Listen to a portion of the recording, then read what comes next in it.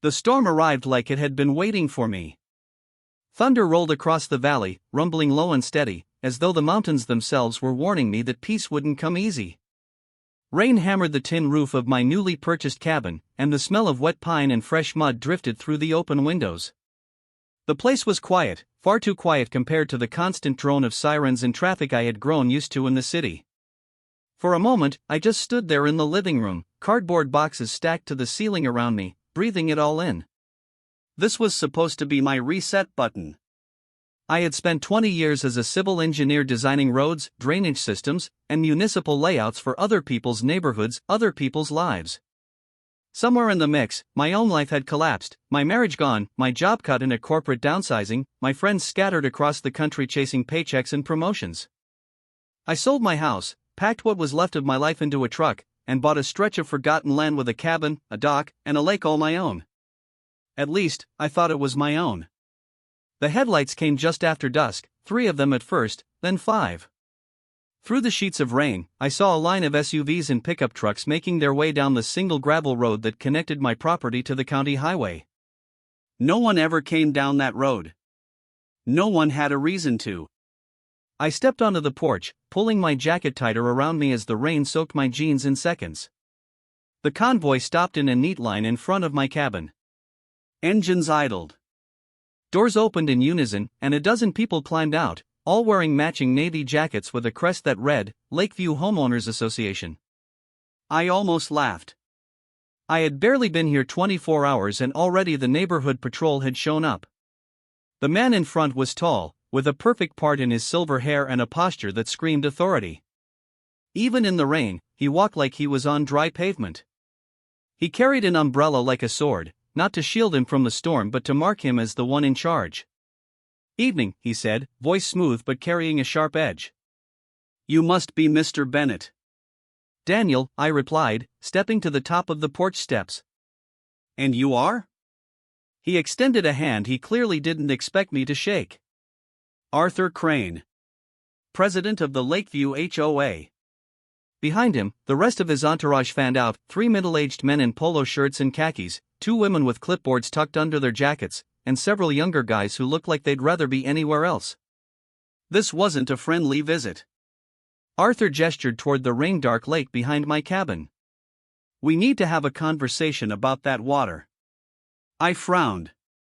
"What about it?" He took a slow step forward, his boots squelching in the mud. "You've purchased property containing Lakeview's primary water source. The lake isn't just decorative, it's essential to our irrigation systems, our retention ponds, and our community's aesthetic value. We need full access to maintain it, and we expect your cooperation moving forward." The audacity made me bark out a laugh. "That's funny," I said. "Because when I signed the deed, no one mentioned anything about an HOA." Arthur's polite smile didn't reach his eyes. "That's because the property was sold before we could formally contest it. The previous owner failed to disclose our claim during negotiations. But we're here now, and we intend to rectify that. You'll be receiving an agreement packet by the end of the week. It's in everyone's best interest that you sign it." I leaned against the porch post, crossing my arms. "And if I don't?" Arthur's smile hardened. "Then we'll be forced to escalate the matter through legal channels. Or other channels, if necessary. One man cannot hold an entire community hostage." The storm boomed overhead like it was punctuating his threat. I felt a slow heat rise in my chest, not fear, not quite anger, just a deep, stubborn resolve that had kept me alive through every bad turn life had thrown me. I had bought this land fair and square. I wasn't about to let some self-appointed neighborhood king march onto my property and tell me how to live. "You're welcome to use the lake," I said evenly, "but no one's telling me what I can or can't do on my land." "That's not how this works." Arthur's eyes narrowed. The men behind him shifted uncomfortably, clearly not used to someone standing their ground. "We'll be in touch," he said finally. "Think carefully, Mr. Bennett. This community values cooperation. Those who refuse it often find life here very inconvenient." One by one, they turned and climbed back into their vehicles. The convoy pulled away slowly, their headlights carving streaks of light through the downpour. For a moment, I thought it was over. But halfway down the road, they stopped. Their brake lights glowed red in the rain, reflecting off the wet gravel like a warning beacon. Slowly, all 5 vehicles turned back and rolled toward my cabin again.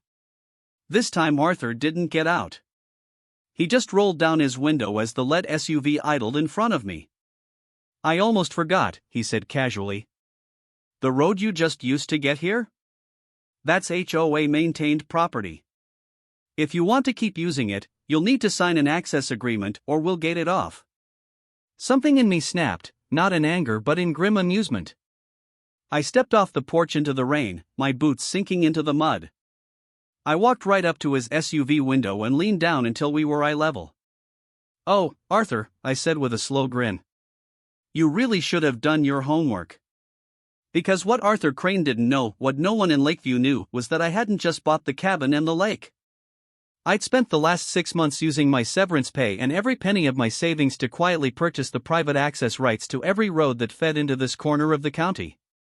Roads I had once helped design. Roads the HOA assumed they controlled. They thought they could gate me out. But as of last month, I owned every mile of asphalt and gravel they needed to reach their homes. Arthur's confident expression faltered just slightly, enough for me to know he was starting to put the pieces together. "Drive safe," I told him, stepping back. "Those roads can get awfully slippery in the rain." The convoy left again, this time without stopping. I stood there in the storm, soaked to the bone, heart pounding with adrenaline. This was supposed to be my quiet life. My escape from the noise and control of city living. But it looked like peace wouldn't come easy. Fine. If the Lakeview HOA wanted a fight over my lake, they were about to learn a very expensive lesson about what happens when you pick a war with a man who owns the ground you're standing on. By morning, the storm had passed, leaving the world washed clean. Mist clung to the surface of the lake, curling like smoke around the dock posts. The gravel driveway gleamed with puddles, and the pine trees dripped steadily, like they were counting the seconds until the next storm rolled through. I brewed coffee and stood on the porch, staring at the road. The same road Arthur Crane had tried to hold over my head. I had the paperwork spread across my kitchen table, every deed, easement, and right-of-way transfer carefully signed, notarized, and filed with the county. The road wasn't theirs. It was mine. Legally, contractually, completely mine. I didn't just control access to my own cabin, I controlled theirs. I wasn't a vindictive man by nature, but I'd spent too many years watching bullies get their way because nobody pushed back hard enough. And Arthur Crane wasn't just a bully, he was the kind of man who'd bring an entourage out in a storm just to intimidate the new guy. Well, he'd made his move.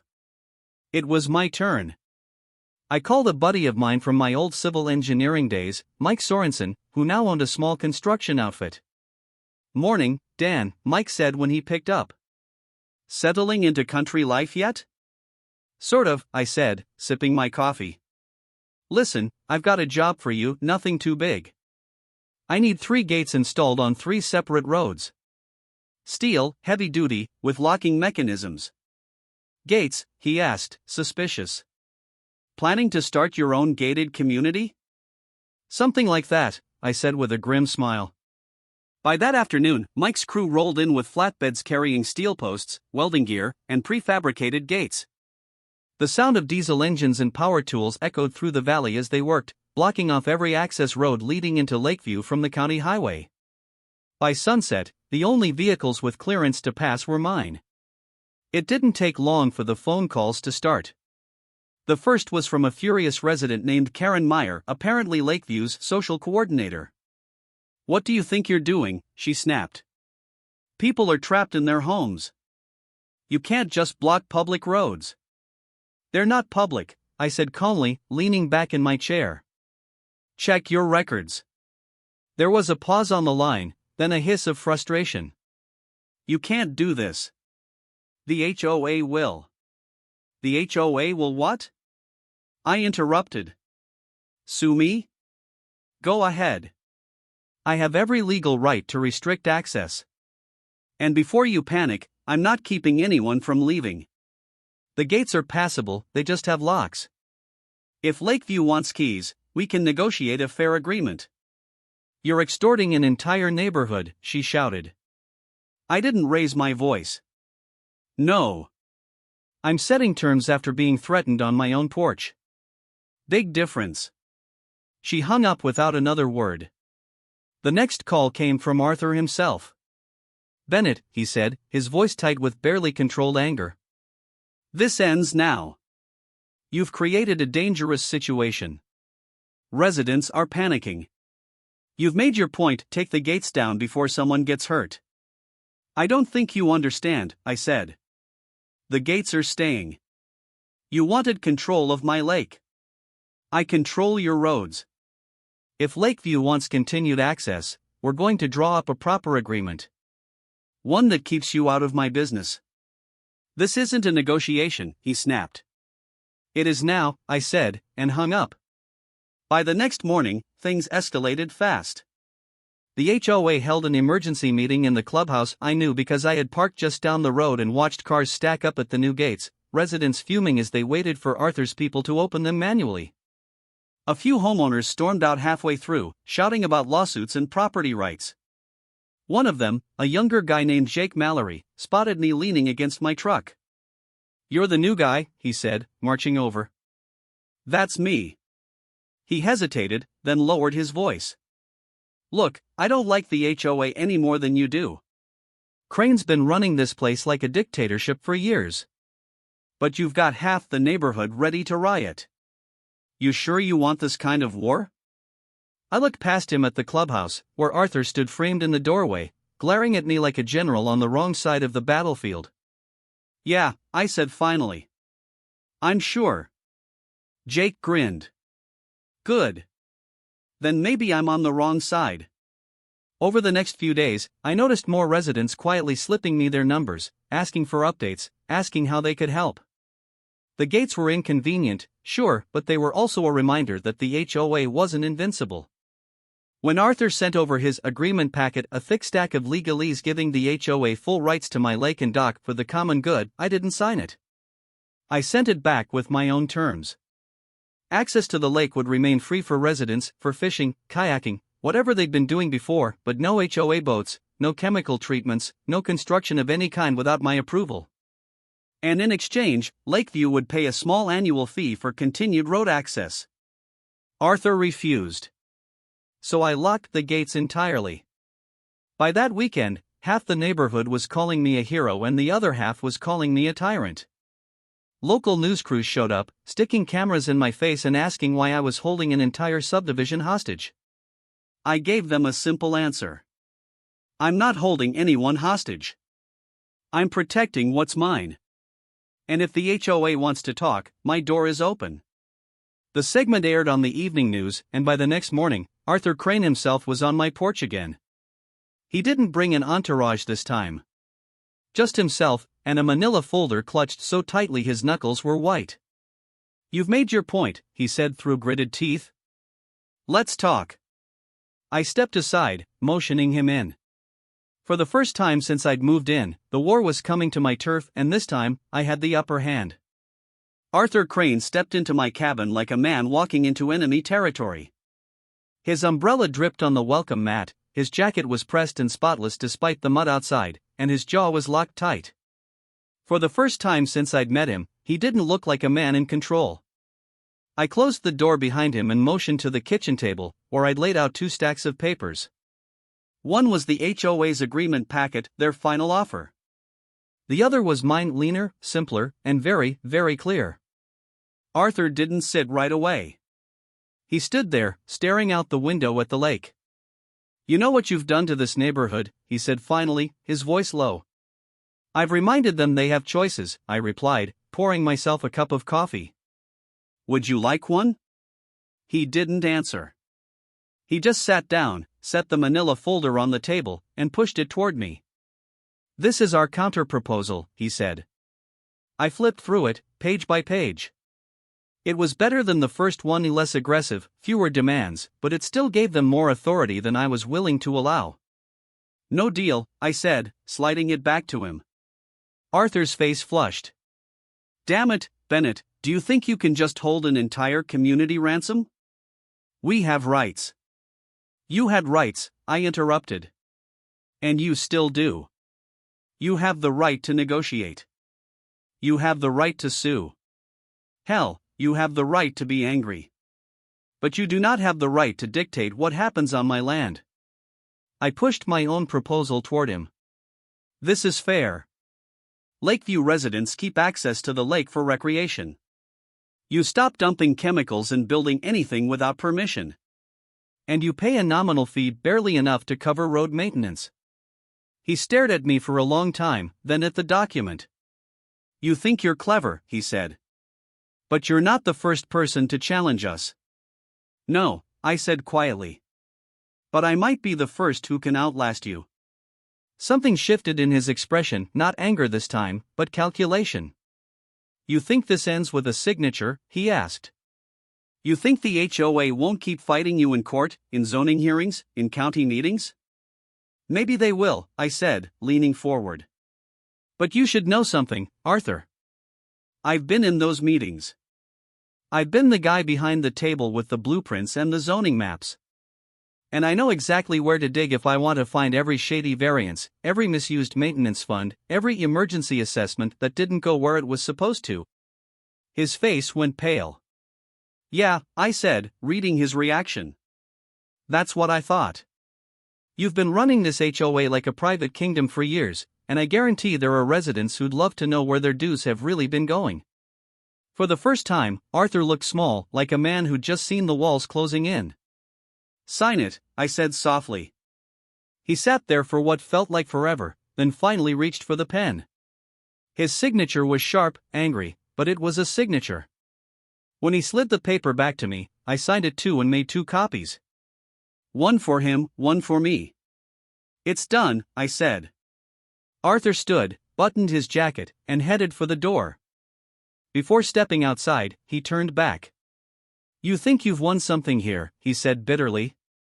But all you've done is put a target on your back. You'll never be part of this community. I smiled. Good. That's exactly what I wanted. He left without another word. The next few weeks were quiet, almost eerily so. The gates stayed locked, but now Lakeview had key codes. Residents waved when they drove past, some even stopped to say thank you. I started seeing kids fishing off my dock again, their parents watching from the shore. Word spread fast that the HOA had backed down. Faster still that Arthur Crane had resigned from his position as president after an internal audit mysteriously surfaced questions about missing funds. Jake Mallory stopped by one evening with a cooler of beer. You made a lot of enemies, he said, settling into a chair on the porch. Good, I said, watching the sun dip behind the tree line. But you made some friends too, he added. Arthur's gone. The new board's a lot more reasonable. They're even talking about dropping half the old rules. No more fines for having the wrong kind of mailbox. I laughed at that. Small victories. Big ones, Jake said. You reminded everyone that the HOA works for us, not the other way around. I took a long sip of beer, listening to the frogs start up by the shoreline. The lake was calm, the sky painted gold and purple. For the first time since I'd moved here, I felt the quiet I'd been chasing. Not just quiet from the city. Quiet from people like Arthur Crane, who thought power meant control.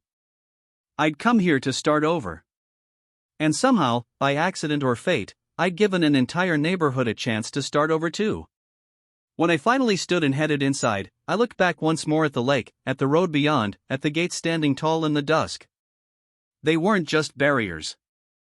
They were reminders. This was my land. My lake. And for the first time in a long time, my rules.